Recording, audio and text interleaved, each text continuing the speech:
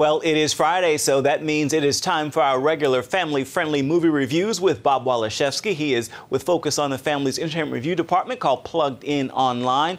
Well, Bob, let's start with the new action comedy, Hot Pursuit. How does this one stand up for families? Ephraim, it didn't stand up very well. In fact, I would say that not very many families would want to be in hot pursuit of Hot Pursuit. Okay, weak pun, I get it. Reese Witherspoon and Sofia Vergara, there's so much potential in this. In fact, I kind of like the premise. Reese's character is this policewoman, straight by the book, wants to do everything right, most everything right, where Sophia's character is the wife of a drug kingpin who gets murdered, and Reese's character has to get her to trial safely in a witness protection program.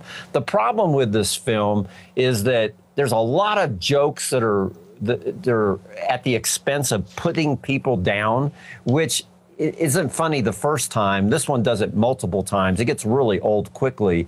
And a lot of sleazy dialogue in this film as well. Nothing explicit visually, but just the dialogue is so disappointing. So we gave this one, Ephraim, a mere 2 out of 5 for family friendliness, not one I recommend. Okay, well, there is a much more serious new movie out based on a true story. It is called Noble. Tell us about it.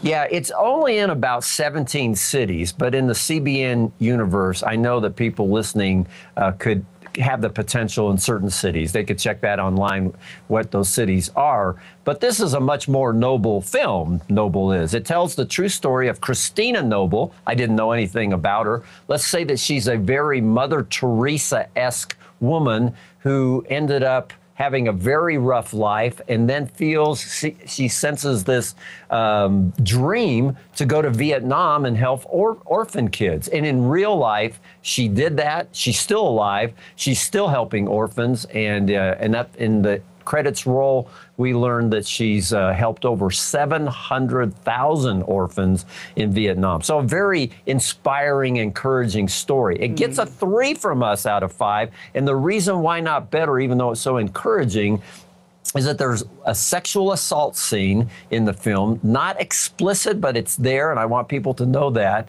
And there's also one scene that is a little bit more explicit, is trying to show that her husband was unfaithful to her. I think there would have been a better way to handle that particular scene, but it's there as well. All right, well, real quickly, there are actually a number of other good options in theaters right now. Give us a few. Yeah, Avengers, we gave a 3.5 out of 5 for family friendliness. Woman in Gold has great potential.